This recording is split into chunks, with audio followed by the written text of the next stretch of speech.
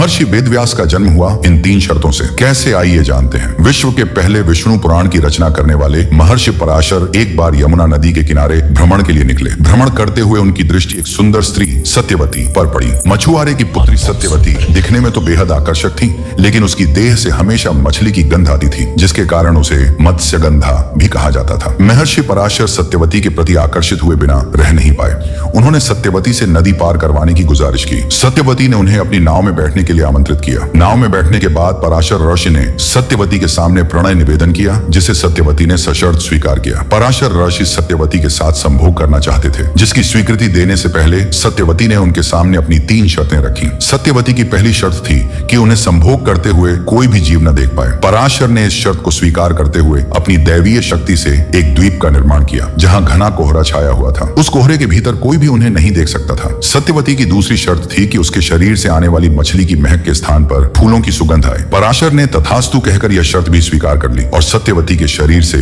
आने वाली मछली की गंध समाप्त हो गई। इसके विपरीत उसकी देह फूलों की तरह महकने लगी। तीसरी शर्त के रूप में सत्यवती ने कहा कि सहवास के बाद जब वह गर्भ धारण करेगी तो उसका पुत्र कोई सामान्य व्यक्ति नहीं, बल्कि एक महाज्ञानी होना चाहिए, न कि एक मछुआरा। सत्यवती की यह शर्त भी पराशर ऋषि ने स्वीकार कर ली। साथ ही पराशर ऋषि ने यह भी वरदान दिया कि सहवास के बाद भी उसका कौमार्य कायम रहेगा। डरा नीलाभ पुत्र का जन्म सत्यवती और ऋषि पराशर ने कोहरे से भरे द्वीप पर संभोग किया। समय आने पर सत्यवती ने एक पुत्र को जन्म दिया, जो जन्म के साथ ही महाज्ञानी था। सत्यवती और पराशर की संतान का रंग काला था, इसलिए उसका नाम कृष्ण रखा गया। यही कृष्ण आगे चलकर वेद व्यास के नाम से प्रसिद्ध हुए।